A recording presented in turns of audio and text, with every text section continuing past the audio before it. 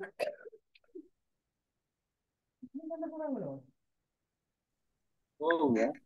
evening, teacher. Good evening, teacher.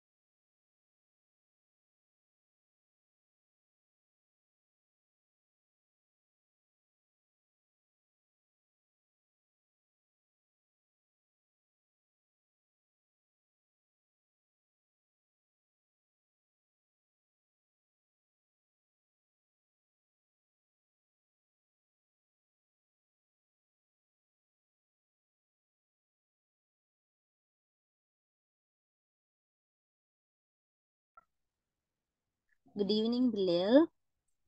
எல்லாருக்கும் good evening. Okay, கடைசியா பிரதீக்ஷன் unmute பண்ணுங்க. கடைசியா இந்த கேள்வியோட பார்த்ததோட இருக்குது பாருங்க. இந்த மரம் செடி கொடிகள்ல TIT எத்தனையாவது கேள்வியோட இருக்குது?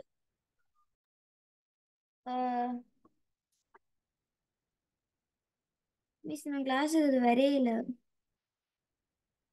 சரி, ஓகே ஓகே, கவனிச்சுக்கொள்ளுங்க. TIT எப்படியும் நாங்க போன கிளாஸ் பாஸ் பேப்பர் பார்த்துட்டு இருக்கோம். என்ன துபிஷா அன்மியூட் பண்ணுங்க. கேள்வின்னு ஞாபகம் இல்ல. துபிஷா. S teacher. ஓகே, கடைசியா எத்தனையாவது கேள்வியோடயமா நாங்க முடிச்சுனாங்க கிளாஸ்? 7வதோட டீச்சர், 8வது பார்க்கணும். சரி சரி, ஓகே, தேங்க்யூ. சரி, 8வது கேள்வி எடுத்துக்கொள்ளுங்க பிள்ளைகள். TIT பேப்பர் 8வது எடுத்துக்கொள்ளுங்க. பாஸ்ட் பேப்பர் போன கிளாஸ் ஃபுல்லா பார்த்துட்டா TIT 7 கேள்வி மட்டும் பார்த்துனாங்க. சரி, 8வது கேள்வி. பிராணிகளால் தாவரங்களுக்கு ஏற்படும் தீமை அல்லாதது. இந்த அல்லாது என்று வர்ற கேள்வியை நீங்க நல்லா திருப்ப அந்த அதுக்குரிய விடைகளை நல்லபடியா திருப்ப வாசிக்கணும். சரியா? பிராணிகளால் தாவரங்களுக்கு ஏற்படும் தீமை அல்லாதது. பிராணிகளின் தாவர பகுதிகளை உண்ணுதல் அது தீமை. பிராணியால தாவரத்துக்கு ஏற்படுற தீமை, அந்த பகுதியை சாப்பிடுறது நன்மையும் அதுக்கு. தாவரத்துக்கு தீமை. தாவர வேரை சேதமாக்குதல் அதுவும் தீமை. இனப்பெருக்கத்துக்கு தேவையான வித்துக்களை பயன்படுத்தி, உதாரணமாக வௌவால், பறவைகள், பறவைகளாக இருக்கட்டும், அடுத்து பிராணி, அதனால புதிய வித்து முளைக்கும். இனப்பெருக்கத்துக்கு உதவுறது பிராணிகளால் ஏற்படும் தீமை அல்லாது அது நன்மை. சரியா? அவை 3வது விடைக்கு கோடு போட்டிருந்தா சரி போட்டு கொடுங்க. நான் போன கிளாஸ் சொன்னான் பிள்ளைகள் படிச்சுட்டு தான் நீங்கள் பேப்பர் செய்யணும். என்ன? ஓகே, 4ஆம் பாடத்துல அப்படித்தான் செய்ய வேணும். தீக்காயத்துக்கு மருந்தாக பயன்படும் தாவரம் எது? சதைஹரைச்சான், கற்றாழை, கற்பூரவள்ளி. சதைஹரைச்சான் பாத்தீங்கன்னா இலை மூலம் இனப்பெருக்கம் செய்யற ஒரு தாவரம் தான் சதைஹரைச்சான். தீக்காயத்துக்கு மருந்தாக நாங்கள் எதை போடுவோம் என்றால் பிள்ளைகள் கற்றாழையை யூஸ் பண்ணுவோம். சரியா? அடுத்தது ஔடத பானம் தயாரிக்க பயன்படுத்தப்படும் பூ. ஃபாத்திமா ஜமீர், வில்வம்பூ, செம்பருத்தி பூ, குப்பை மேனி. எது ஆன்சர்?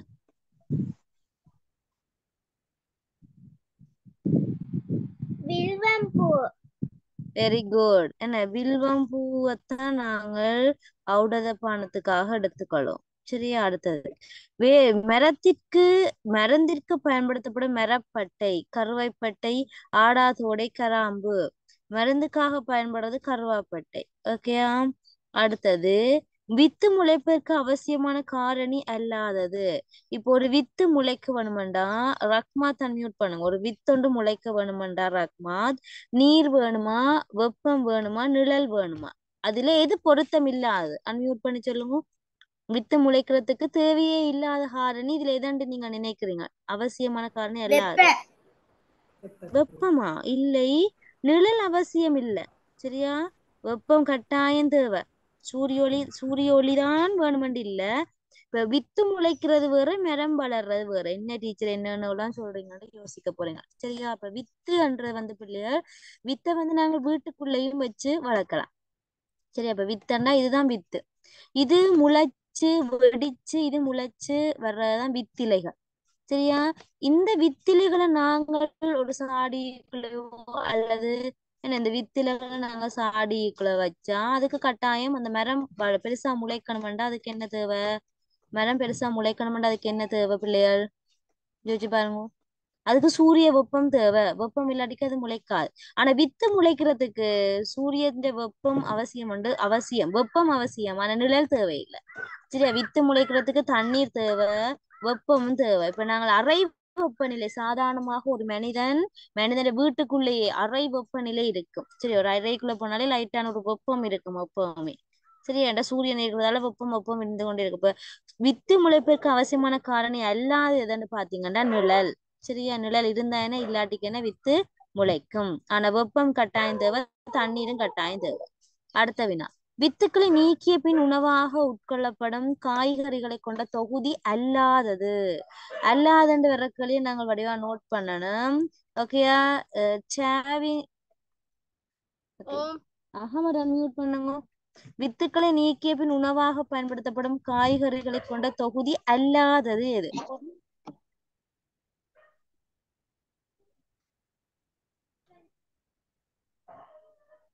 சொல்லுங்க. கத்திரி வண்டி. கத்தரி வண்டியா? வித்துக்களை நீக்கிய பின் உணவாக்க பயன்படும் காய்கறிகளை கொண்ட தொகுதி அல்லாது கத்தரி வண்டி. இப்ப கத்தரியை நாங்கள் அதுக்குள்ள இருக்கிற விதைகளோட தான் சமைப்போம். வெண்டியும் அதுக்குள்ள இருக்கிற விதைகளோட தான் சமைப்போம். அதை எடுத்து அதை அகற்றி போட்டு சமைக்கப்படும். ஆனால் பூசணிக்காய்க்கு வித்துக்களை அகற்றுவோம், பாகக்காய்க்கு வித்துக்களை அகற்றுவோம், புடலங்காய்க்கு அகற்றுவோம். என்ன? ஓகே, அடுத்த கேள்வி. உணவுக்காக பயன்படுத்தப்படும் வித்துக்களை கொண்ட தொகுதி எது? கோதுமை, பாசி பயறு, பலா, கத்தரி வித்து, வெண்டி விதை, கத்தரி விதை. ஓகே, ரீனா சொல்லுங்க. உணவுக்காக நீங்க எந்த வித்தை பயன்படுத்துறீங்க? கோதுமை, பாசிப்பயிறு. Very good. என்ன? கோதுமை, பாசி பயிறு, இது ரெண்டையும் நாங்கள் உணவுக்காக பயன்படுத்துவோம். அடுத்து, சமாந்திர நரம்பு அமைப்பு கொண்ட இலை. இப்ப சமாந்திரம் என்றால் ரெண்டு பக்கமும் சரிசமனாக இருக்கிறது தான் சமாந்திரம் என்று. சரி, இதுல எது சமாந்திர நரம்பு அமைப்பு கொண்டது? தென்னை. தென்னை. ஆஹா. கத்தாப்பு வந்து மூண்டா பிரியும் பிள்ளைகள். கத்தாப்பு எப்பவுமே மூண்டாக பிரியும். நீங்க கத்தாப்பு மரத்தை வந்து பாத்தீங்கன்னா அது இந்த தண்டில இருந்து இப்படி மூண்டு வரும். சரி, அப்படி மூண்டாகத்தான் பிரியும். திருப்பி இதுல இருந்து இப்படியும் வளர்ந்தா மூண்டாகத்தான் பிரியும். அதுல இருந்து இப்படி மூண்டாகத்தான் பிரியும். நீங்க கத்தாப்பு மரத்தை நல்லா போய் பாருங்க, மூண்டாக அது பிரிஞ்சுதான் வளரும். சரியா? கத்தாப்பு. இதே வந்து பப்பாசி வந்து பாத்தீங்கன்னா அது கிளைகள் இல்ல, அதுல வந்து கை விரல் ரேகை அமைப்புல தான் அதுல பப்பாசியின் இலையை காணப்படும். அது இப்படி பப்பாசியின் தண்டு இருந்ததுன்றால் பிள்ளைகள் அது சுத்தி வளரும். பப்பாசியின் தண்டு இருந்ததுன்னா அது சுத்தி வளரும். சரி, அது நீங்க உங்களுக்கு தெரியும். பப்பாசி இது சுத்தி தான் வளரும் தண்டை. ஆனா தென்னை ஓலையை பாருங்க, இங்கால ஒரு ஓலை இருந்தா அதே அளவு அங்காலையும் இருக்கு. என்ன? தென்னை ஓலை தான் சமாந்திர நரம்பமைப்பை கொண்ட இலை வடிவம். ஓகே, அடுத்தது. இலையின் மூலம் இனப்பெருக்கம் செய்யும் தாவரம் அல்லாதது எது? பெகோனியா, சதைஹரச்சான், வல்லாரை. இப்ப இதுல வந்து பாத்தீங்கன்னா பெகோனியாவும் சதைஹரச்சானும் இலை மூலம் உங்களோட பேப்பர்ல நோட் பண்ணிக்கொள்ளுங்க. இது இலையால தான் இனப்பெருக்கம் செய்யும். பேப்பர்ல நோட் பண்ணிக்கொள்ளுங்க, இலை. அதே மாதிரி சதைஹரச்சானும் இலையால தான் இனப்பெருக்கம் செய்யும். ஆனா வல்லாரை இலையால இல்ல பிள்ளைகள். வல்லாரை வந்து தண்டின் மூலம் இனப்பெருக்கம் செய்யறது. நோட் பண்ணிக்கொள்ளுங்க. வல்லாரை வந்து தண்டு.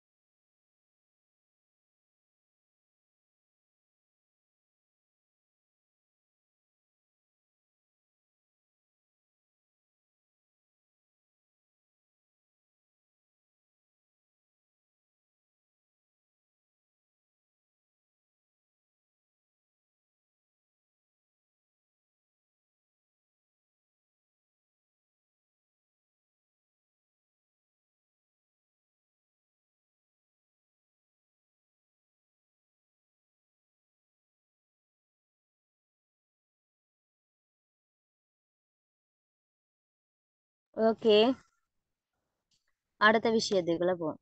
அடுத்து பாருங்க, வட மாகாணத்தில் திராட்சை அதிகம் விளையும் மாவட்டம் எது? இப்ப கிளிநொச்சி, யாழ்ப்பாணம், முல்லைத்தீவு 3 இடம் தந்திருக்கிறாங்க. இதுல எங்க திராட்சை அதிகம் விளையும்னு கேக்குறாங்க. எல்லாரையும் அன்மியூட் பண்றேன்னு சொல்லுங்க பாப்போம். எங்க திராட்சை அதிகம் விளை?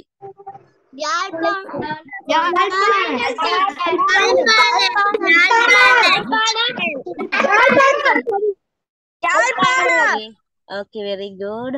யாழ்ப்பாணம். சரியா? இப்ப இதுலயும் எத்தனையோ பேர் யாழ்ப்பாணத்துல இருப்பீங்க, எத்தனையோ பேர்ட்ட வீட்ட திராட்சையும் வச்சு என்ன பயிரிட்டு இருப்பீங்க. சரி, அதிக கொழுப்பு சத்துடைய பழம் எது? பழத்துல விட்டமின்கள் தான் இருக்குமென்று கேள்விப்பட்டிருக்கோம். ஆனா இந்த பழத்துல வந்து அதிக கொழுப்பு சத்து இருக்கும். எதுன்னு பாத்தீங்கன்னா ஆனை கொய்யா.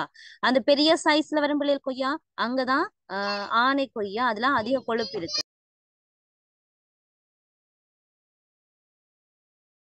ஓகே, ஆனை கொய்யாவுக்கு தான் அதிக கொழுப்பு சத்து இருக்கு. அப்ப இதே மாதிரி நீங்கள் கோடு போட்டிருந்தா சரி போட்டு கொள்ளுங்க.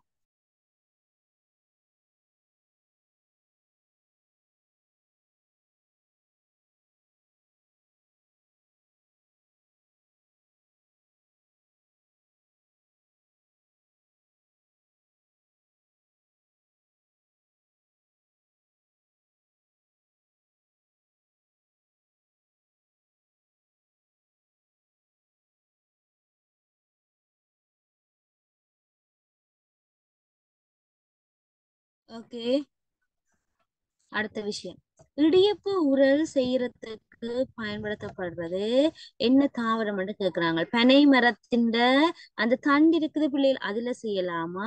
அல்லது பூவரசு மரம், இந்த இதய வடிவையிலேயே கொண்ட பூவரசு மரம் இருக்குது, மஞ்சள் நிற பூக்கும், அதிண்ட தண்டில செய்யலாமா? அல்லது மாமரத்தின் தண்டில செய்யலாமான்னு கேக்குறாங்க. சரியா?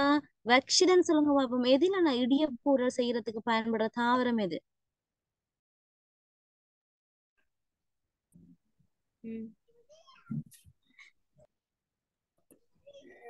சொல்லுங்க. பூவரசி. பூவரசு. Okay, very good. பூவரசின் இதுலதான் நாங்கள் இதுல செய்வோம் பிள்ளைகளா, பூவரசின் தண்டுல தான் செய்வோம். பனைமரம் எதுக்கு பயன்படும் என்றால் பிள்ளை, நாங்கள் அந்த தாவாரங்கள் போடுறதுக்கு, அந்த வீட்டின் கூரை அமைப்புகளை செட் பண்றதுக்கு பனையின் இதை நாங்கள் பயன்படுத்துவோம். சரியா? அடுத்து வந்து பாத்தீங்கன்னா தென்னைன்றதும் பனைன்றதும் பயன்படுத்துவோம். அடுத்து மிக உயரமாக வளரும் புல் எது? உலகத்திலேயே மிக உயரமாக வளர்ற ஒரே ஒரு புல் என்னென்றால் அது அருகம்புல், மூங்கில், நெல். உயரமாக வளர்றது வந்து பாத்தீங்கன்னா மூங்கில். சரியா? மனிதனை விட உயரமாக வளரக்கூடியதாகவே அது காணப்படும். சரி, ஒரு புல்லினம் தான். மூங்கில் வந்து ஒரு புல் வகையைத்தான் சேர்ந்தது. அடுத்து வந்து பாத்தீங்கன்னா கொழுக்கி போன்ற உடல் அமைப்பை உடைய வித்து அல்லாதது.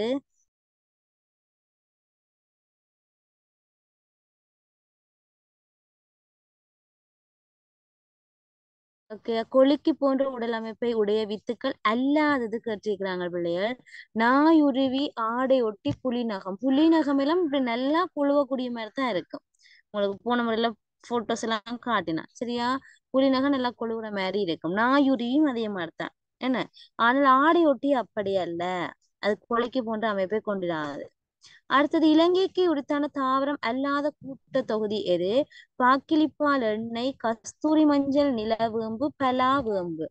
பாக்கிலிப்பால் எண்ணெய், கஸ்தூரி மஞ்சள், நிலவேம்பு அதெல்லாமே இலங்கை குறித்தான தாவரம். ஆனா பலாமரம், வேப்ப மரம் வந்து இலங்கை குறித்தான தாவரம் அல்ல. இலங்கை குறித்தான தாவரம் இலங்கையில மட்டும் காணப்படுற பிரசித்தி பெற்ற தாவரங்களாக இருக்கிறதா இலங்கை குறித்தான தாவரம். அடுத்த வேர்க்கொம்பு பிள்ளைகள், அந்த வேர்க்கொம்பில் எல்லாம் இல்ல அந்த டீ எல்லாம் போட்டு யூஸ் பண்ணுவாங்க. அடுத்து வந்து அது மருந்தாகவும் பயன்படுத்துவாங்க. நல்லா இருக்கும் அந்த வேர்க்கம்பு டீ, தேத்தநீர், தேநீர் எல்லாம் பிறகு நல்லா இருக்கும். அது வந்து எங்களோட உடலுக்கு ஆரோக்கியத்தையும் தரக்கூடிய ஒரு இதாகவும் காணப்படும். இது இந்த வேர்க்கொம்பு எண்ணத்திலிருந்து பெறப்படுதுன்னு பாத்தீங்கன்னா மஞ்சள்ல இருந்து, இஞ்சியில இருந்து, நிலக்கடலை இருந்து. நிலக்கடலை கச்சான், அதுல இருந்து பெறன்னு சொல்றாங்க. இது எங்கிருந்து வருதுன்னு பாத்தீங்கன்னா இஞ்சியில இருந்து எடுத்துக்கொள்றாங்க. சரியா? வேர்க்கம்பு பெறுகிறதுக்கு உதவுற தாவரம் வந்து பாத்தீங்கன்னா இஞ்சி. அடுத்தது, சீனி பெற பயன்படுத்தப்படும் தாவரம் அல்லாதது. இப்ப சீனி சத்தை நாங்கள் பெறத்துக்கு பயன்படுத்துற தாவரம் அல்லாது. இப்ப கரும்பு நல்ல இனிக்கும். இப்ப உங்களுக்கு தெரியும் கரும்பு இனிப்பு, அந்த கரும்பில இருந்து சாறு எடுத்து சீனி தயாரிப்பாங்க. சரியா? பீட்ரூட்லயும் அதே மாதிரி தான். பீட்ரூட்லயும் இனிப்பு சத்து, அதுலயும் இருந்து சீனி தயாரிக்கிறாங்க. ஆனா கரட்ல அப்படி இல்லை. சரியா, கரட்ல இருந்து தயாரிக்கிறாங்க. அல்லாதது கேட்டிருக்கிறாங்க. ஆகவே சரியான விடை கரட். சாவியன் அன்மியூட் பண்ணுங்க. சர்க்கரை சாதம் தயாரிக்க பயன்படுத்தப்படும் வித்து எது? கடலை, பாசிப்பயிறு, சோறு. சோறு வித்தாக வராது. நல்லா யோசிச்சு சொல்லுங்க பாப்போம். சர்க்கரை சாதம் தயாரிக்க பயன்படுத்தப்படும் வித்து பாசிப்பயிறு. பாசிப்பயிறு. என்ன பிள்ளை, சர்க்கரை சாதத்துல வந்து பாசிப்பயிரும் சேர்த்துக் கொள்வார்கள். ஆகவே வித்தாக காணப்படுறது பாசிப்பயிறு.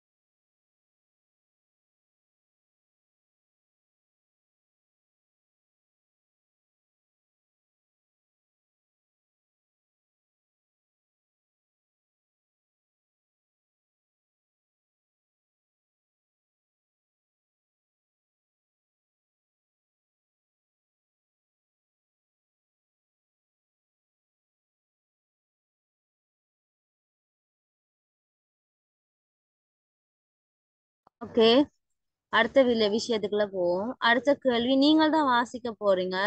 அகமது, MRI, அகமது அன்மியூட் பண்ணி வாசிங்க. டீச்சர், பூச்சிகளை இன்னும் தாவரம் எது? நெப்பந்திசு. கேள்வியை ஃபுல்லா வாசிக்கணும் அப்பன். பூச்சிகளை இன்னும் தாவரம் எது? ஓகே, பூச்சிகளை உண்ணும் தாவரம் எது? இது கொஞ்சம் வித்தியாசமான தாவரம். என்ன, நாங்க தாவரம் தான் பூச்சிகளை சாப்பிடுவோன்ற. ஆனா இந்த பிராணிகள் தான் தாவரங்களை சாப்பிடுவோம் படிச்சுனாங்க. ஆனா இங்க தாவரம் பிராணியை சாப்பிடுது. எதாண்டு பாத்தீங்கன்னா அவர் சொன்ன விட சரி. நெப்பந்திசு. பச்சையமற்ற தாவரம் எது? டீச்சர், சொல்லுங்க, சொல்லுங்க பெண். சாதம் என்ன?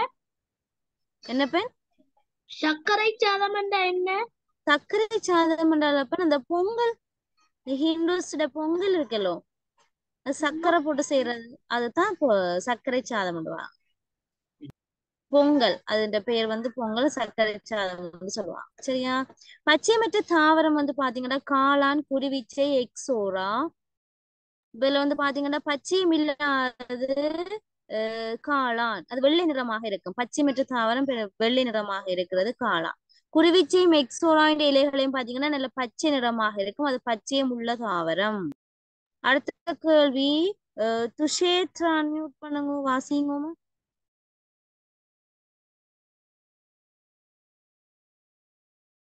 துஷேத்ரா.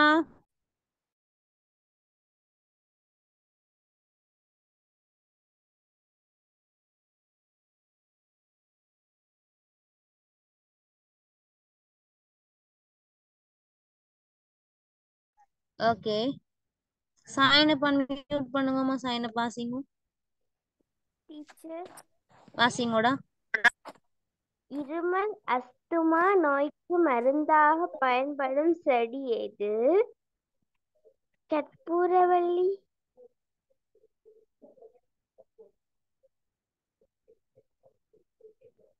ஓகே, இருமல், ஆஸ்துமா போன்ற நோய்களுக்கு மருந்தாக பயன்படுற செடி. சரி, சுஷேத்ரா சொல்லுங்க. கற்பூரவள்ளி, கண்டங்கத்தரி, சதைகரஜான், இது பாவிக்கிறது இருமல் ஆஸ்துமா வந்தாக்கள் இது பாவிப்பாங்க. கற்பூரவள்ளி. கற்பூரவள்ளி. ஏன்னா நாங்க சின்ன சளி பிடிச்சிருந்தால் அல்லது இருமல் கூட நடந்தால் அம்மா இந்த கற்பூரவள்ளி இலையில தந்திருப்பாங்க. எல்லாரும் பெரும்பாலும் சாப்பிட்டு இருப்பீங்க. யாரு சாப்பிடாதாக்கள்? சாப்பிட்டாக்கள் கையெழுத்துங்க. கற்பூரவள்ளி சாப்பிட்டாக்கள். ஓகே, பெரும்பாலான கற்பூரவள்ளி சாப்பிட்டு இருப்பாங்க. சரி, ஓகே, கையை கீழே விடுங்க. அடுத்தது, வைகாசி மாதத்தில் பூக்கும் தாவரம் எது?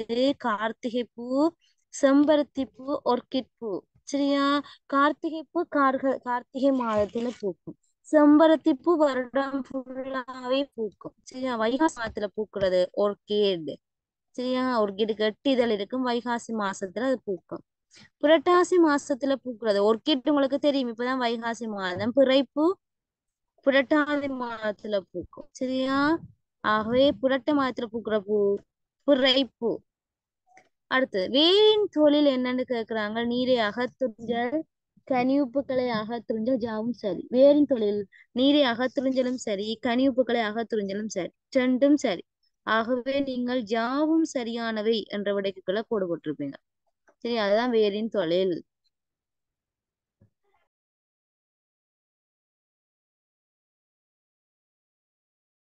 வேர் வந்து நீரையும் அகத்துறிஞ்சும், அதுவும் சரி. கனிவையும் அகத்துறிஞ்சும், அதுவும் சரி. அவை யாவும் சரிதான் விடையாக வருமா? ஓகே, அடுத்த கேள்வி.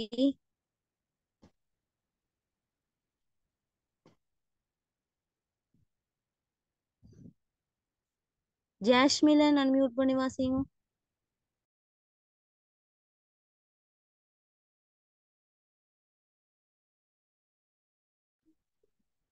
டீச்சர், வாசிங்கோ கேள்விய. சேமிப்பு வேரின் மறுபெயர் மிட்டிவேர். ஓகே, சேமிப்பு வேரின் மறுபெயர். சேமிப்பு வேர்ன்றது அந்த வேரில உணவு சேமிக்கிற தாவரங்களைத்தான் நாங்கள் சேமிப்பு வேர் என்று சொல்லுவோம். இப்ப சேமிப்பு வேரின் மறுபெயர் மிண்டி வேர், முகிலுரு வேர், தாங்கும் வேர்.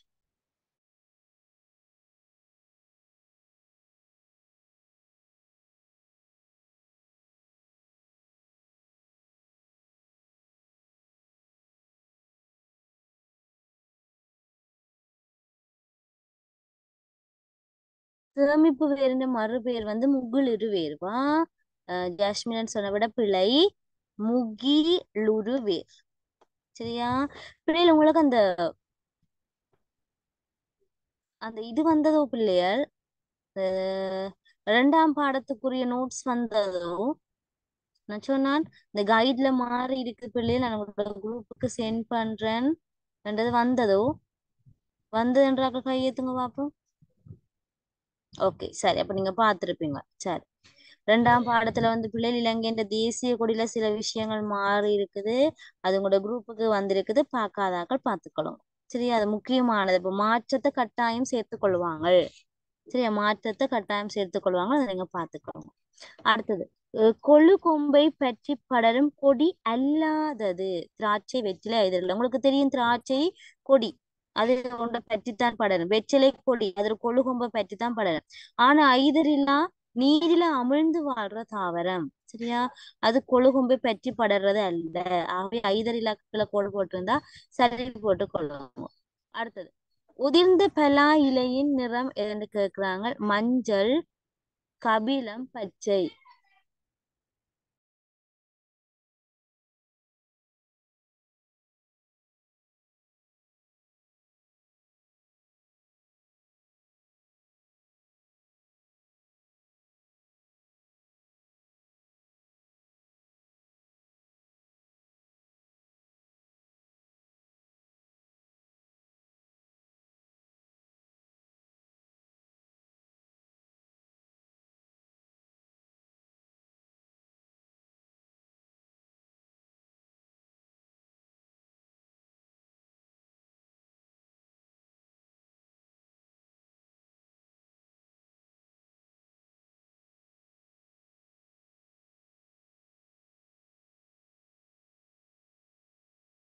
ஓகே, இப்ப சாதாரண இலை வந்து பிள்ளைகள் பச்சை, இப்ப துளிர் வந்து இளம் பச்சை நிறமாக இருக்கும். சரியா? இலை வந்து பச்சை நிறமாக இருக்கும். சரியா? பழுத்த உதிர்ந்த மஞ்சள் நிறமாக இலை மாறும் போது அது உதிர்ந்து கீழே விழும். சரியா? அது காய்ந்து போகலதான் அது கபில நிறமாக மாறும். அப்ப உதிர்ந்த பலா நிறம் மஞ்சள் நிறமாக இருக்கும். ஓகே, உதிர்ந்த பலா இலையின் நிறம் வந்து பாத்தீங்கன்னா மஞ்சள்.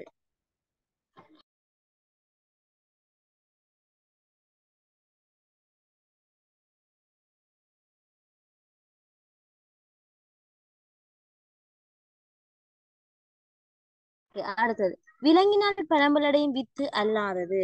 இப்ப விலங்கினால பரம்பலடைகிற வித்துக்கள், நீரினால பரம்பலடைகிற வித்துக்கள், காற்றினால பரம்பலடைகிற வித்துக்கள், வெடித்து பரம்பலடைகிற வித்துக்கள் இருக்கு. அதுலயும் விலங்கினால பரவுறதுலயே 5, 6 வகை இருக்குது. ஒட்டுற தன்மை இருக்கிறது, சுவையான சதை பகுதி இருக்கிறது, முட்கள் இருக்கிறது, கொழுக்கி இருக்கிறது, என்ன பிராணி எடுத்து கொண்டு போறது, இப்படியாக அதை கூட நாங்கள் வகைப்படுத்தி கொள்ளலாம். சரி, இப்ப இதுல விலங்கினால் பரவலடைகிற வித்து அல்லாது முதலாவது நெருஞ்சி தந்திருக்கிறாங்க. நெருஞ்சி என்னத்தால பிள்ளைகள் பரவுறது?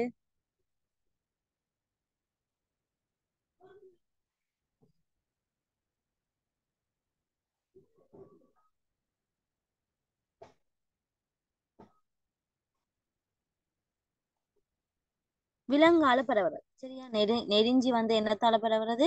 விலங்கால பரவுறது. நோட் பண்ணி வச்சுக்கொள்ளுங்க பேப்பர்ல பக்கத்துல. நெருஞ்சிக்கு பக்கத்துல விலங்கு விலங்கால பரவுறது. ஓகேயா? புலிநகமும் விலங்கால பரவுறது. கொலைக்கு போன்ற அமைப்பு இருக்கும். சரி, அதுவும் விலங்கால பரவுறது. ஆனால் எண்ணெய் பாத்தீங்கன்றால் பிள்ளைகள் விலங்கால பரவுறது இல்லை. ஓகே, எண்ணெய் காற்றால பரவுறது. எண்ணெய் எதால பரவுறது? காற்று. ஆகவே விலங்கினால பரவடைகிற வித்து அல்லாது என்று கேட்கிறாங்க. ஆகவே 3வது விடை எண்ணெய் தான் சரி. காடுகளை அழிப்பதால ஏற்படுற பாதிப்பு, நீர் தட்டுப்பாடு ஏற்படும். சரி, காடுகளை அழித்தால் மழை வீழ்ச்சி குறையும், மழை வீழ்ச்சி குறைந்தால் தண்ணீர் குறையும், தட்டுப்பாடு ஏற்படும். காடுகளை அழிக்கிறதால் மழை கிடைத்தல், பாதுகாப்பு கிடைத்தல் எல்லாம் பிள்ளை. காற்றினால் பரம்பரையும் வித்துக்களின் இயல்பு அல்லாதது. இந்த அல்லாதன்று வர்ற கேள்விகளில் ரொம்ப பொல்லாத கேள்வி. சரி, அல்லாதது என்று வர்ற கேள்வி பொல்லாத கேள்வி. எங்களை பிள்ளை எடுக்க வைக்கிற கேள்வியும் அதுதான். அப்பதான் நாங்க அவதானமா கையாளலாம். ஓகேயா? இப்ப காற்றினால பரம்பரைகிற வித்தின் இயல்பை பார்ப்போம். என்னென்னு ஒன்று அடர்த்தி குறைந்திருக்கும், காற்றில மிதக்கும், சிறகு போன்ற அமைப்பு இருக்கும். அப்ப முதலாவது சிறகு போன்ற அமைப்பு இருக்கிறதால இது இயல்பு, அடர்த்தி குறைவன்றதால அது இயல்பு. அப்ப இயல்பு அல்லாததுல கொற்றிருக்கிறாங்க. காற்றில பரவுற வித்துக்கள் நீரில மிதக்கிற இயல்பு கொண்டிருக்காது. சரியா? ஆகவே நீரில் மிதக்கும் என்றதான் அது கொண்டிராத இயல்பு. அடுத்தது நீரினால் பரம்பலடைகிற வித்துக்கள். நீரினால பரம்பலடைகிற வித்துக்கள் தாமரை, அல்லி, மருது, கமுகு, தேங்காய், புன்னை, குளவாழை, கல்லித்தி, கத்தாப்பு, கடல் மாங்கான்னு சொல்லி அடுக்கி கொண்டே போகலாம். அதுல நீரினால பரம்பலடைகிற வித்துங்களுக்கு தந்திருக்கிறாங்க, எதிர்களை தந்திருக்கிறாங்க. உங்களுக்கு தெரியும், எதிர்களை வெடித்து பரம்பலடைகிறது. அப்ப நோட் பண்ணிக்கொள்ளுங்க, வெடித்து பரம்பலடைகிறது.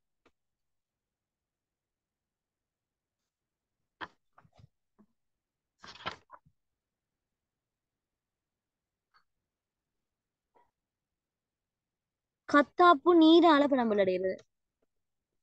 புலிநகம் தெரியும் உங்களுக்கு, விலங்கால பரம்பலடைகிறது. நோட் பண்ணி வச்சுக்கொள்ளுங்க தெரியாதாக்கள். அப்ப நீர்னால பரம்பலடைகிற வித்து எது? 2வது விடை கத்தாப்பு. ஒட்டுப்பிசின் தன்மை கொண்டிருக்கும் விலங்கினால். விலங்கினால் பரவலடைகிறதே 5 இருக்குது. விலங்கு கொண்டு போறது, கொழுக்கி, சுவையானது, ஒட்டுப்பிசின் தன்மை, முட்கள், என்ன இப்படியாக 5ஆக சொல்லலாம். இதுல ஒட்டும் பிசின் தன்மை கொண்டது பாத்தீங்கன்னா குருவிச்சை. சரியா? என்னது? குருவிச்சை. அது குருவிச்சை என்னத்துல போய் ஒட்டும்னா வேம்பு இருக்குல்ல, வேம்பின் அந்த வேப்ப மரத்தின் தண்டில பாத்திருக்கிறீங்களா பிள்ளைகள்? ஒரு பிரவுன் கலர்ல ஒரு தேன் மாதிரி ஒரு திரவம் கொண்டு வரும். அது பிசின். சரியா? நாங்கள் சாதாரணமா ஜூஸ் பண்ற கம்ம போல 50 மடங்கு ஒட்டும். அது வேணும்னா அதை ஜூஸ் பண்ணி ஒட்டி பாரும். சரி, நாங்க சாதாரணமா ஜூஸ் பண்ற கம்ம விட பிள்ளைகள் 50% அதிகமாக ஒட்டுற தன்மை அதுக்கு இருக்குது. அப்ப இந்த குருவிச்சையும் அதே மாதிரிதான், ஒட்டுண்ணி தாவரம். அப்ப ஒட்டும் பீசின் தன்மையை கொண்டிருக்கிறது விலங்கால பரவலடைகிற தாவரம் வேம்பு.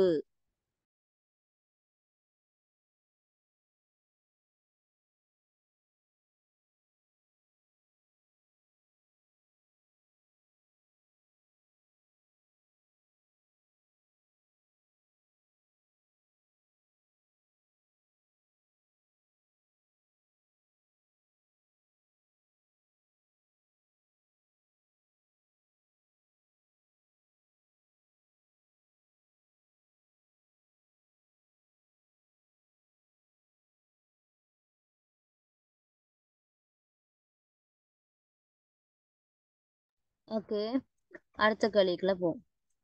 அடுத்த கேள்வி, வறண்ட பிரதேசங்கள்ல வளர தாவரம் அல்லாது பிள்ளைகள். வறண்ட பிரதேசம், கண்டல் நிலம், அடுத்தது பாத்தீங்கன்னா மலைநாடு, நீர்ச்சூழல் என்று சொல்லி 4 வகையான இடங்கள்ல இருக்கிற வளர்ற தாவரங்களையும் தயவு செய்து படிச்சுக்கொள்ளுங்க. சரியா? வறண்ட பகுதியில வளர்ற தாவரம் பாத்தீங்கன்னா பிள்ளைகள், மழை வீழ்ச்சி குறைவான பகுதியை தான் வறண்ட பகுதின்னு சொல்லுவோம். அங்க வளர்ற தாவரங்களுக்கு பாத்தீங்கன்னா முட்கள் இருக்கும், தடித்த இலை இருக்கும், அதுக்குள்ள சளியம் இருக்கும், சிலது பால் இருக்கும். இப்ப கள்ளி மரம் எல்லாம் வறண்டது. இப்ப கள்ளியை நாங்கள் லைட்டா உடைச்சு பார்த்தா பால், அது கள்ளிப்பால் எல்லாம் கண்ணில எல்லாம் படக்கூடாது. சரி, கண் தெரியாமல் போயிடும். அதான் இந்த வறண்ட இதுக்குள்ள போறதுக்கு முட்கள் பாதுகாப்பாக நாங்க அந்த இடங்கள்ல நடமாட வேண்டும். வறண்ட பகுதியில வளர்ற தாவரம் அல்லாத இதுன்னு கேக்குறாங்க. தாழை, நாகதாளி, வேம்பு. சரியா? தாழை வளரும், நாகதாளியும் வளரும். எங்கட வீட்டில பெரும்பாலாக வேப்ப மரம் நாங்க வளர்க்கிறது. எங்கட வீடு வறண்ட பகுதியா? இல்லை, நாங்க ஒரு குளிர்மையான பகுதிதான் எப்பவும் நாங்கள் வீடுகள் அமைக்கிறது. இப்ப இப்படி இல்லை, குளிர்மையான பிரதேசத்துல அல்லது வீட்டை சுற்றிய மரங்கள் இப்படியாகத்தான் நாங்க வீடு அமைக்கிறது. வறண்ட பகுதியில நாங்கள் பெரும்பாலான மனிதர்கள் வறண்ட பகுதியை நோக்கி வீட்டு திட்டங்கள் வீடுகள் அமைப்பது அல்ல. இப்ப வறண்ட பகுதியில் வளரும் தாவரம் அல்லாதது வேம்பு. கண்டல் தாவரங்கள்ல வளர்ற தாவரம், கண்டல் என்றது பிள்ளைகள் என்னென்றால் சிறிய புதல் முதல் பெரிய மரம் மட்டும் இருக்கிறது தான் கண்டல் என்பது. சரியா? இது உவர் நீர் என்ற உப்பு தண்ணியிலேயே நல்ல தண்ணியிலேயும் வளரக்கூடிய தாவரமாக இருக்கும். சரியா? இப்ப இதுல பாத்தீங்கன்னா கிண்ணை, நாகதாளி, கொடிக்கள்ளி உங்களுக்கு தெரியும். கிண்ணை, நாகதாளி, கொடிக்கள்ளி. இதுல நாகதாளி, கொடிக்கள்ளி எல்லாம் வறண்ட பகுதியில, கள்ளி கள்ளி மரம் கூட வறண்ட பகுதியில வளரும். அந்த வகையில நாகதாளி, கொடிக்கள்ளி எல்லாம் அது வறண்ட பகுதிக்குள்ள போயிடும். அப்ப கண்டல்ல வளர்றது கிண்ணை. அடுத்தது மரம் நடுவதால கிடைக்கிற பயன், வெப்பம் பெறல், சுத்தமான வழி கிடைத்தல், மண் சரிவு ஏற்பட மரம் நடுவதால சுத்தமான வழி, காற்று கிடைக்கும். மரம் ஒன்றின் பிரதான பகுதி புள்ளி, குறி. அடுத்தது என்ன சொல்லியிருக்காங்க? பூ. சரியா? தாவரம் ஒன்றின் பிரதான பகுதி பூ. என்ற பூவின் மூலம்தான் தாவரம் இனப்பெருக்கம் செய்யும். என்ன? பூவின் மூலம்தான் தாவரம் இனப்பெருக்கம் செய்து பூத்தான் காயா மாறுது. அந்த காய்தான் திருப்ப பழமா மாறுது. அந்த பழத்துக்குள்ளதான் வித்து இருக்குது. அந்த வித்து தான் திருப்பி மரமா மாறுது. மரம் தான் பூ பூக்குது. அப்படி இப்படி சுழற்சியா மாறி மாறி வளர்ந்து கொண்டே இருக்க போகுது. அப்ப தாவரம் என்ற மிக பிரதான பகுதியாக பூ காணப்படுது.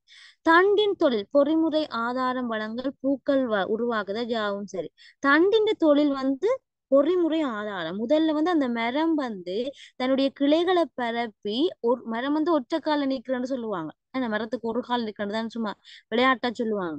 இந்த மரத்துல பிள்ளைகள் அது தாங்கி நிக்கிறதுக்கான சக்தியை காற்றின் போதும் சரி, மழையின் போதும் சரி, புயலின் போதும் சரி, எல்லாத்தின் போதும் அது நிக்கிறதுக்கான ஆதாரத்தை வழங்குறது, பொறிமுறையின் கூடிய ஆதாரத்தை வழங்குறது தான் தண்டின் பிரதான தொழில். அடுத்தது, இலை இல்லாத தாவரம் எது? ஹஸ்குட்டா, மடுப்பகனை, பாசி.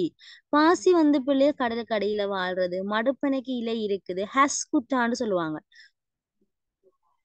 இலை இல்லாத தாவரம் பாத்தீங்கன்னா ஹஸ்குட்டா தான் விடையா. அதுக்கு இன்னொரு பேர் இருக்கு, தூத்தும கொத்தான். வேணுமானாக்கு நோட் பண்ணி வச்சுக்கொள்ளுங்க. தூத்தும கொத்தான். தூவனா இத்தனை, தூணா மானா இத்தனை, தானா இன்னனா, தூத்தும கொத்தான். ஓகே, மடுப்பனை, பாசி வராது விடை. அடுத்தது, சாரி சாரி வெரி சாரி, பாசியும் வருமா? 2 விடை இருக்குது. கேள்வி அல்லாதன்னு வந்திருக்கணும். பாசியும் வரும். பாசிக்கும் இலை இல்லை, கஸ்குட்டாக்கும் இலை இல்லை. ஆகவே இலை இல்லாத தாவரம் அல்லாததுன்னு வந்திருக்கணும் உங்களுக்கு. இதுல மாறி கேள்வி போட்டுட்டாங்க. இந்த 2 விடையில ஏதாவது உண்டு, அல்லது 2க்கு கீழேயுமே கோடு போட்டு வச்சுக்கொள்ளுங்க. ஹஸ்குட்டாக்கு கீழேயும் கோடு போடுங்க, பாசிக்கு கீழேயும் கோடு போடுங்க. துபிஷா, என்ன செய்றீங்க? நான் எல்லா வீடியோவும் செக் பண்ணிட்டு தான் இருக்கிறேன். சரி. பின்வரும் வித்துக்கள் சிறிய அளவில் காணப்படுற வித்து கடுகு, புடோல், பயற்றை. ஒவ்வொரு வித்தையும் ஒப்பிட்டு பார்த்தால் சின்னனா இருக்கிறது கடுகு. சரியா? சின்னனா இருக்கிறது கடுகு.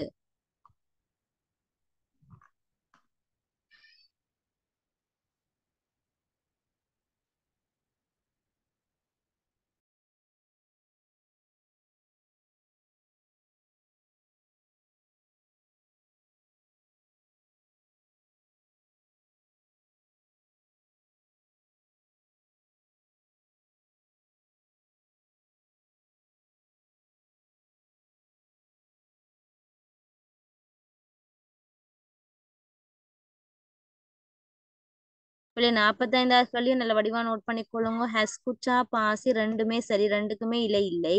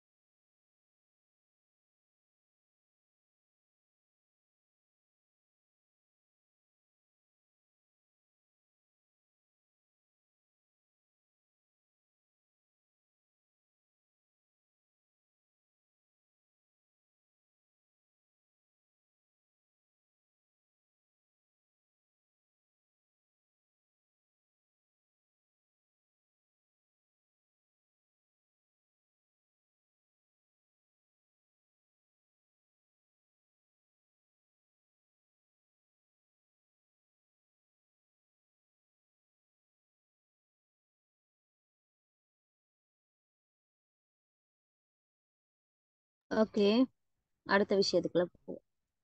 அடுத்தது பாருங்க பிள்ளை, நீரில மிதக்கும் தாவரம் அல்லாதது.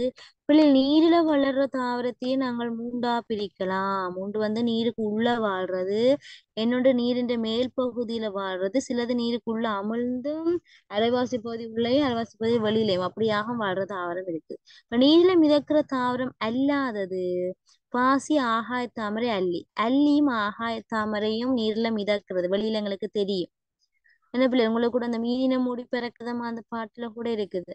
என்ன அல்லி, ஆம்பல், மல்லி, ஆகாய தாமரை எல்லாம் அது குளத்துல வாழ்றது, தண்ணீர்ல வாழ்றதுன்னு அந்த இதுலயே படிச்சிருக்கிறீங்க. ஒன்றோட ஒன்று கனெக்ட் பண்ணி படிச்சுக்கொள்ளுங்க, எப்போ மறக்க மாட்டீங்க. பாசி வந்து பிள்ளை தண்ணிக்குள்ள அமிழ்ந்து வாழ்ற தாவரம். மிக குறைவான வித்துக்கள் உள்ள பழம் எது? கொய்யா, பூசணி, ஆனை கொய்யா. இதுல எண்ணி பார்த்தால் குறைவாக இருக்கிறது எங்க ஒப்பிட்ட அளவுல? ஆனை கொய்யா. சரியா, ஆனை கொய்யாக்கு குறைந்த அளவு தான் காணப்படும். அடுத்து சாரி, பூசணிக்கு தான் குறைந்த அளவு காணப்படும். கொய்யா ஆனை கொய்யாக்கு அதிகமாகத்தான் இருக்கும். ஒப்பிட்ட அளவில் மிக குறைந்தவான வித்துக்களை கொண்ட பழம். தந்திருக்கிற விடையில மிக குறைவான வித்துக்களை கொண்ட பழம் பூசணி. அடுத்தது, வெடித்து பரம்பல் அடைகிற வித்து தொகுதி எது? காசித்தும்பை, ரப்பர், பருத்தி, ஒர்கிட், எண்ணெய், நிலக்கடலை. இதுல எது வெடித்து பரம்பல் அடைகிற வித்துன்னு கேட்டிருக்கிறாங்க. வெடித்து பரம்பல் அடைகிறது வந்து பாத்தீங்கன்னா எண்ணெய், நிலக்கடலை.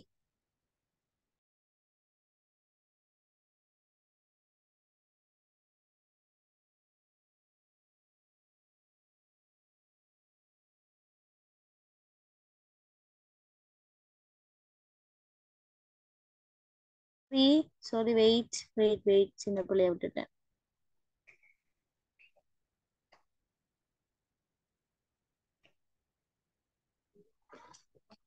ஓகே, ஒவ்வொன்றா பார்ப்போமே பிள்ளைகள்.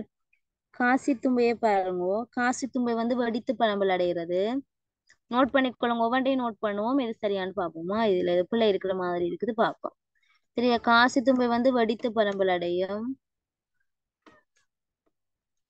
ரப்பர் வந்து வெடித்து தான் பரம்பல் அடையும். சரியா, இதுல வந்து எண்ணெய் வந்து பாத்தீங்கன்னா காற்றால பரம்பல் அடையும். காற்று.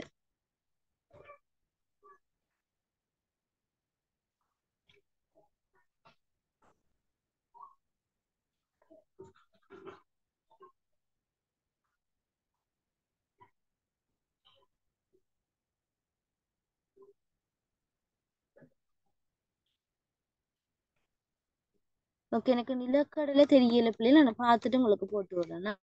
பருத்தி வந்து பருத்தி வெடித்து பரவல் அடைகிறது. பருத்தி வெடித்து பரவல் அடைகிறது. சரியா, ஓகே. இதுல வெடித்து பரவல் அடைகிற வித்து அல்லாத தொகுதி எதுன்னு கேக்குறாங்க. ஒர்க்கிட் வந்து வெடித்து தான் பரவல் அடைகிறது. சரியா, அதுல வெடித்து பரவலடைகிற தொகுதி அல்லாதது எண்ணெய், நிலக்கடலை. சரியா, நான் வெடித்து பரம்பலடைகிற வித்தான்னு நினைச்சிட்டேன். சரி, விடை சரியா, எண்ணெய், நிலக்கடலை. சரி, எண்ணெய் வந்து காற்றால பரவல் அடைகிறது, அதனால அந்த விட வராது. ஓகே. பச்சை நிறமுடைய வித்து பயறு. பின்வற்ற கொடி வகை தாவரம் எது? வெண்டி, பீர்க்கு, நாகதாளி. கொடி வகை தாவரம் பீர்க்கு கொடி. என்ன?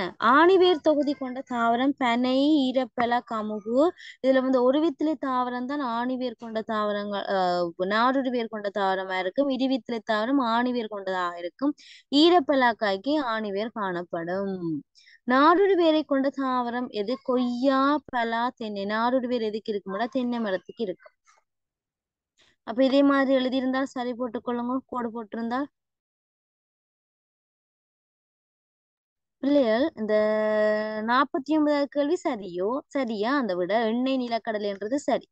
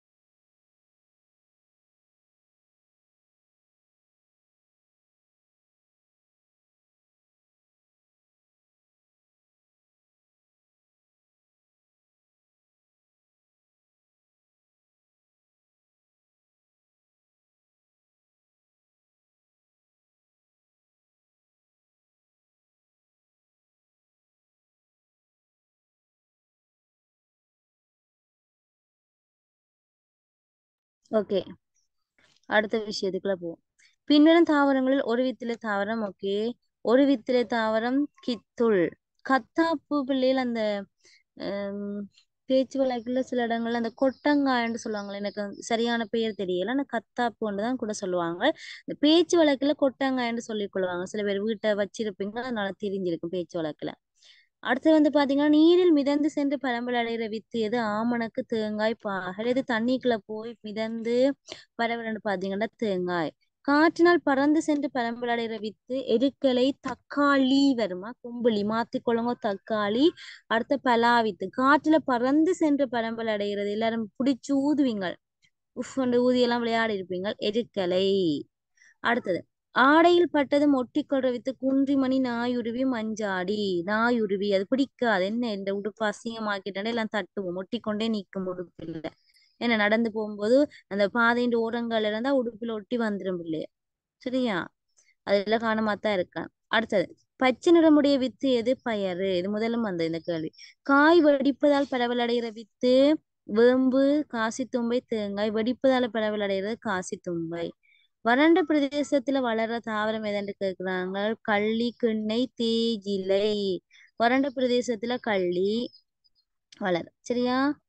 இது முதலும் பார்த்துருக்கிறீங்க. வறண்ட பிரதேசத்துல. 61வது கேள்வி. கண்டல் பிரதேசத்துல வளர்ற தாவரம் எது? ஐதரிலா, கண்ணா. அந்த கண்ணா வந்து பிள்ளைகள் உம் கண்ணான்றதை விட இன்னொரு முன்னுக்கு ஒரு சொல் சேர்க்கணும்.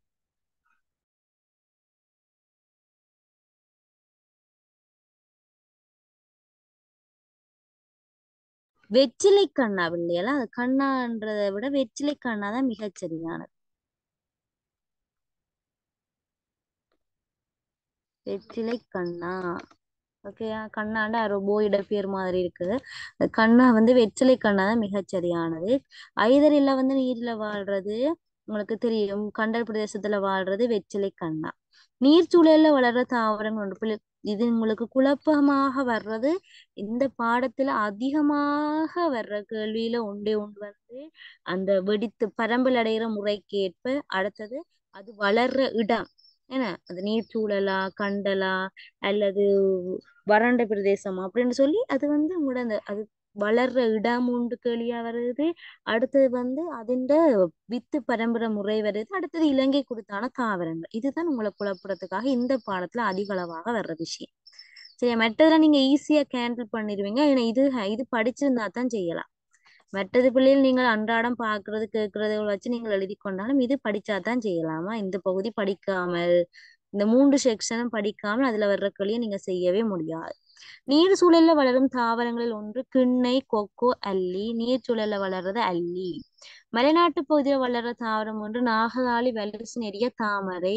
மலைநாட்டு பகுதிகளில் வந்து பாத்தீங்கன்னா அந்த குளங்கள் அதுல தாமரை அதிகம் நாங்க பார்க்கலாம். அடுத்தது நீரில் மிதக்கும் தாவரங்களில் ஒன்று எது? அசோலா, வலிசினேரியா, பாசி. நீர்ல மிதக்கிறது பாசி, வலிசினேரியால நீர்ல அமிழ்றது. அசோலா வந்து நீர்ல மிதக்கும். சரியா? அப்ப இதே மாதிரி விடைகளுக்குள்ள கோடு போட்டிருந்தா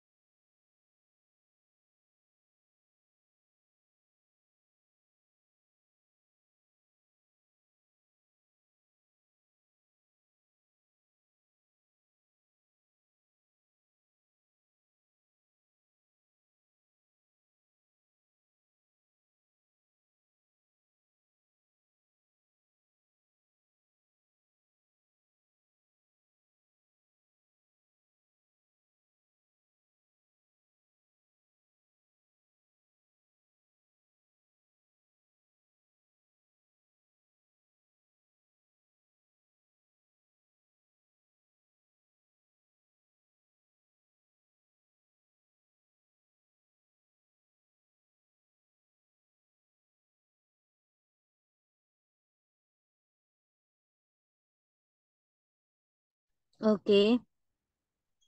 சரி, அடுத்த ஓகே, இதுல ஏதோ சேஞ்ச் பண்ணலாம்.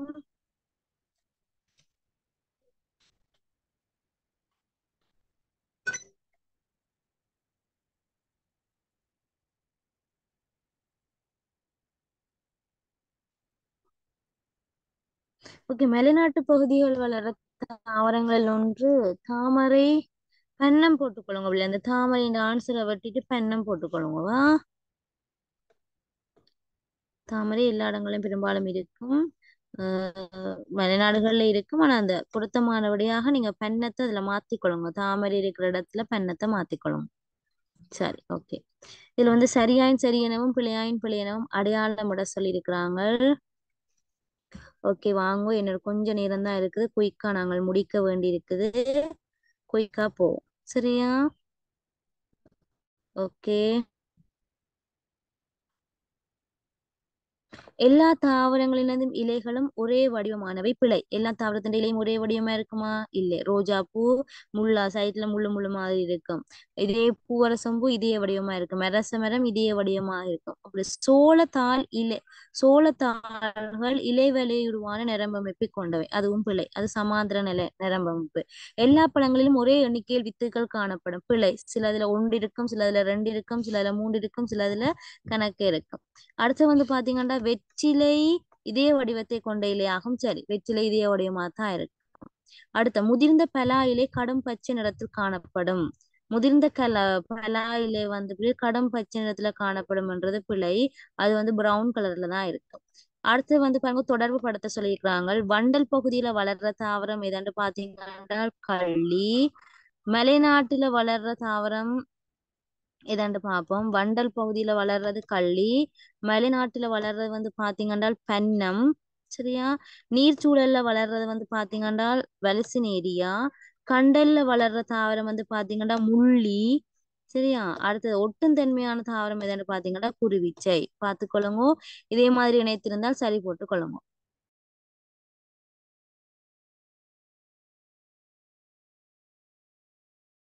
ஓகே, குயிக்கா போவோமா? அடுத்த விஷயத்தை பாருங்க. பொருத்தமான விடைகள் எழுதணும். நாம் சுவாசிப்பதற்கு மரங்களின் மூலம் சுத்தமான டேஷ் நமக்கு கிடைக்கிறது. சுத்தமான வழி காற்று கிடைக்கிறது. காடுகளை அழிப்பதனால் டேஷ் குறைவடைகிறது. காடுகளை அழிப்பதனால மழை வீழ்ச்சி குறைவடைகிறது. காடுகளை அழிப்பதால் மனிதனை போன்று டேஷ் பிராணிகளும் பாதிக்கப்படும். மனிதனது பல்லிக அளவில் அழிக்கப்படுகின்றன. மனிதன் பல்வேறு தேவை காரணமாக தற்காலத்துல காடுகள் வந்து அதிக அளவில் அழிக்கப்படுகிறது. இலங்கைக்கு உரித்தான அதிகமான தாவரங்கள் சிங்கராஜ வனத்துல காணப்படுது. சரி, அதோட உலக மரபுரிமையாக ஏற்றுக்கொள்ளப்பட்டிருக்கு. அடுத்து வந்து பாத்தீங்கன்னா 80வது எதை குறிக்கிறாங்கன்னா இலையை குறிக்கிறாங்க. 81 பழம் அல்லது காய் என்று சொல்லிக் கொள்ளலாம். 82 வந்து பாத்தீங்கன்னா ஒரு பூவை அடையாளப்படுத்திக்கிறாங்க. 83 தண்டு, 84 வேர். அப்ப இதே மாதிரி எழுதியிருந்தா சரி போட்டு கொள்ளலாம். எழுதாதாக்கள் குயிக்கா நோட் பண்ணிக்கொள்ளுங்க.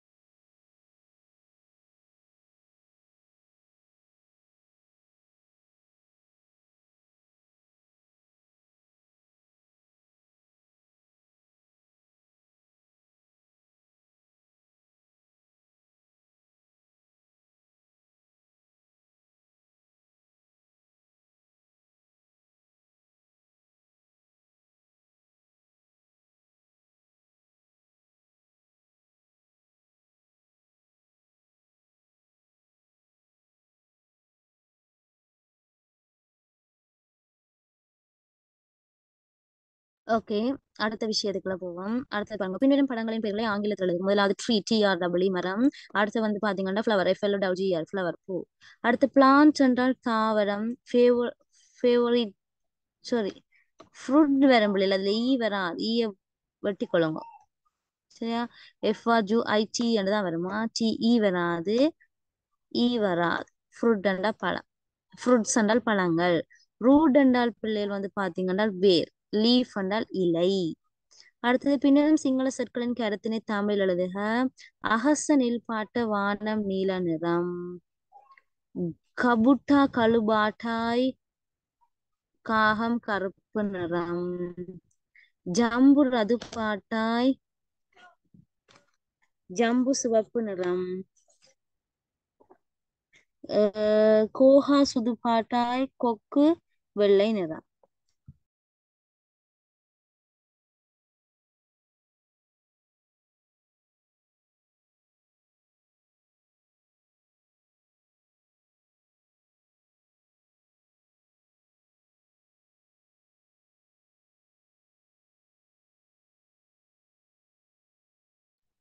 ஹுதா அன்மியூட் பண்ணுங்க. என்னம்மா காட்டுறீங்க? டீச்சர், முதிர்ந்த இலையின் நிறம் கடும் பச்சை. சரி பிள்ளை போடுறதுல அது சரி. சரியா? ஓகே, வெயிட் பண்ணுங்க வாரு.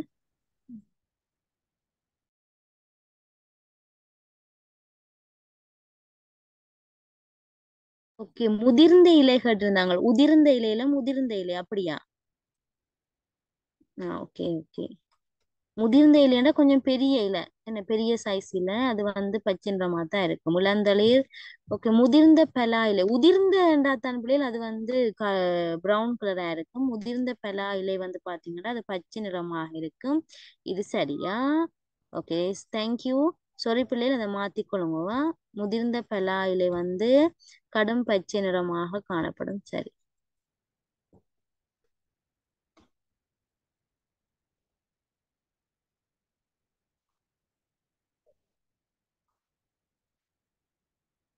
ஓகே, அடுத்தது பாருங்க.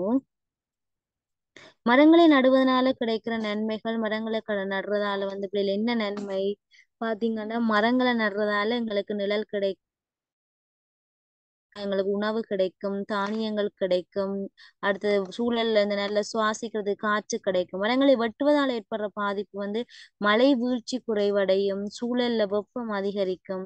காடுகளை பாதுகாக்கிறதுக்கு நாங்க எடுக்கக்கூடிய நடவடிக்கைகள் என்னென்றால் பிள்ளைகள் மரங்களை வெட்டுறதை தடுக்கணும், அடுத்தது காடுகளை உருவாக்குறதுக்குரிய முயற்சிகளை ஈடுபடணும். காடுகள் அழிக்கப்படுறதுக்கான காரணம் பாத்தீங்கன்னா குடியிருப்புகளை உருவாக்குறதுக்கும் தளவாடங்கள் உற்பத்தி செய்யறதுக்காக காடுகளை அழிக்கிறாங்க. கண்டல் வகை தாவரங்கள் என்ன? கிண்ணா கிண்ணை, கண்ணா, தில்லை, கடல் மாங்காய், முள்ளி, வில் பாதிரி என்ற தாவரங்களெல்லாம் நாங்க கண்டல் நில தாவரங்களாக சொல்லிக்கொள்ளும். சரியா? அடுத்து பாத்தீங்கன்னா நீர்ச்சூழல்ல பகுதிகள் வளரும் தாவரம் ட்ரெண்ட் கேட்டிருக்கிறாங்க. நீர்ச்சூழல்ல வளர்ற தாவரங்கள் பாத்தீங்கன்னா தாமரையை சொல்லலாம், வலிசினேரியா, அல்லி, இலைப்பாசி, பாசி போன்றவற்றை சொல்லலாம். சரியா? ஆகாய தாமரை இதெல்லாமே நீரில வளர்ற நீர்ச்சூழல்ல வளர்ற தாவரங்கள். ஓகே, கடைசி கேள்வி. பின்வரும் பகுதிகளால் தாவரத்துக்கு கிடைக்கும் பயன்கள். இலை பிள்ளைகள் ஒளித்தொகுப்புக்கு உதவும், தண்டு ஆதாரத்தை பற்றி தாங்கிறதுக்கு உதவும், பூ மகரந்த சேர்க்கைக்கு உதவும், பழம் வித்துக்களை உருவாக்க உதவும், வேர் கனிவுப்புக்களை அகத்துறிஞ்ச உதவும். சரியா? தாவர பகுதியில தாவரத்துக்கு என்ன? தாவரங்கள் வாழும் சூழல்ல பல்வேறு சூழல்கள் அவை என்று கேட்டிருக்கிறாங்க. ஒன்று வறண்ட பகுதியில வாழும், மலைநாட்டு பகுதியில வாழும், நீர் பகுதியில வாழும், கண்டல் பகுதியில வாழும். ஓகே, எழுதிக்கொள்ளுங்க.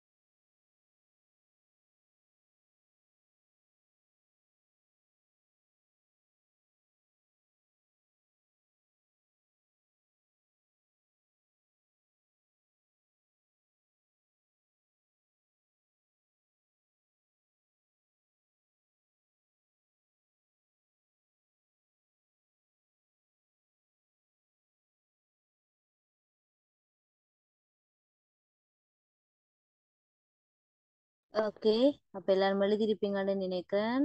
அடுத்த கிளாஸ் பிள்ளைகள் உங்களுக்கு 4வது அலகுக்குரிய வினாத்தோட நான் உங்களை சந்திக்கிறேன். ஓகே, எல்லாருக்கும் பாய், குட் நைட்.